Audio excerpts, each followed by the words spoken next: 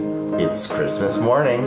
Fullies and up the dot. And it's a very special day because we're going to make Cinnabons from scratch. We didn't make the eggs, Or the ingredients. but we'll be assembling them in an appropriate order. That's right, using the official, unofficial Cinnabon recipe that we've gotten from the internets. And we will be telling you how you can make your very own Cinnabons. I was gonna say we didn't get it from the internets. We got it off a disgruntled Cinnabon employee, but that would have been funnier. But the moment has passed. So. You ready? ready. All right, let's do this thing. So we start with 1 cup of milk, which has been warmed in the microwave. We add our yeast. Pull that around a bit. Then it's free for all. We'll add some salt. I have no order to this.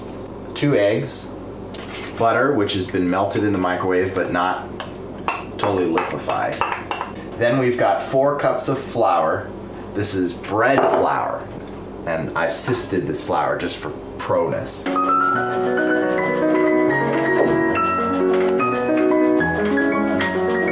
Alright, now we've got the all-important sugar and the secret, 1 tablespoon of vital wheat gluten.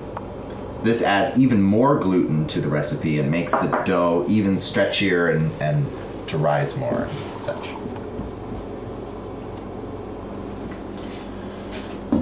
I turn out this dough and just knead it into a ball. Okay, our dough's in a ball. We're going to put it in the oven, which we turned on for like 10 seconds. But it's off. We'll leave it for an hour. After 1 hour, it was supposed to puff up more, but that's a little disappointing. But hopefully it will puff up after we roll them out into rolls. So now for the rolling.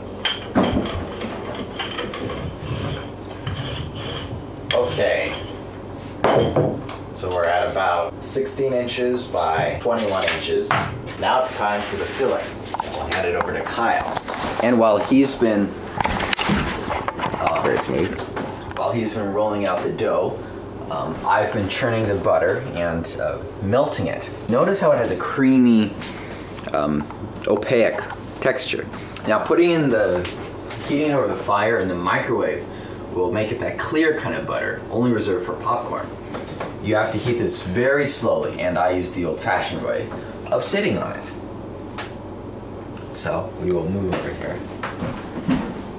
and it will be spread and lay it on like lotion on a very pale person's back. You want to use as much of your hand as possible so that you'll have as much to lick off after you dip your whole hand in sugar at the end. Okay. Now that we have the butter lathered into the dough, we're going to mix the brown sugar and the cinnamon. Gently sprinkle this out, and we'll stir it around.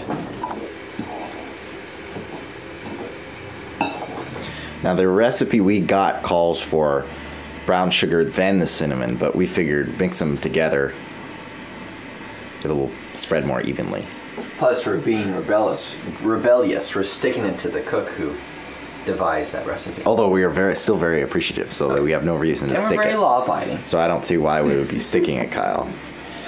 We also double the amount of cinnamon. As far as you know. How many tablespoons did you put? A little less than I called for, but How many?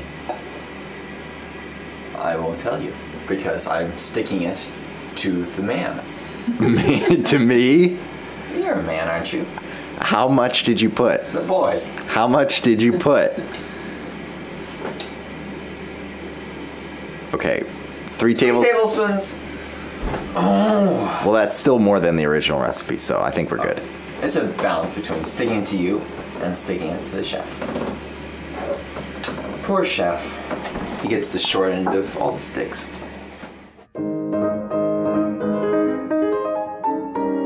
Oh yeah. Dental floss.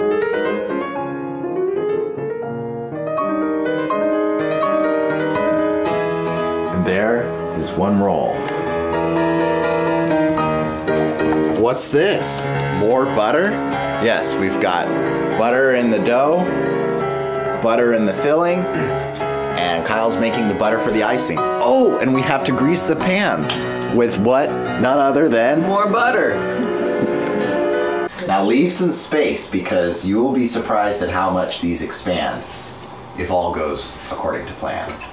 And if all goes according to plan, we will be surprised. All right, rising time, half an hour. Break. Okay, well they haven't exactly risen at all, but we have decided just to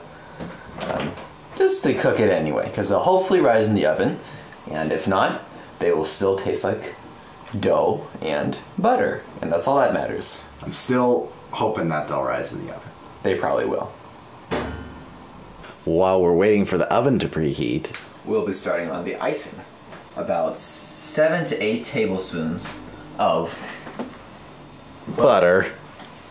Dip that in there, and we will scrape the sides by putting in powdered sugar. And just like sand on a toxic waste spill, it makes it much easier to clean up. A little bit of vanilla, the cream cheese. Now it's much easier to do this by using the electric blender, but I imagine I'm going to be consuming at least 2,000 calories, so the little bit of physical manual labor would counteract that weight gain. Indeed. Perhaps if I jog in place, I can burn a little bit more off. And we're done. So these go in our 400-degree oven. We'll check on it.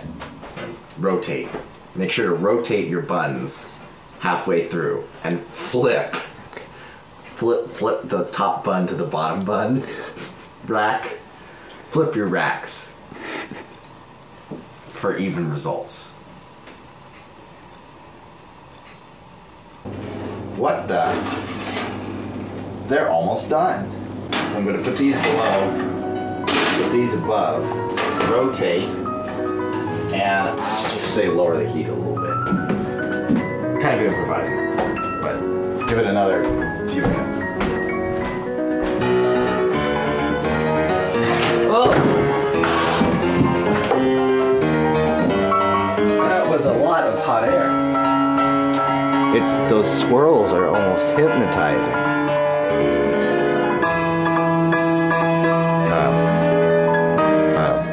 Kyle. Oh! 1973. Icing.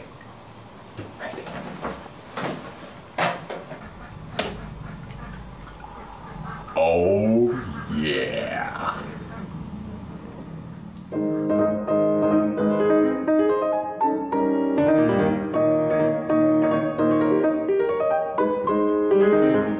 Oh, the smell is good enough to eat.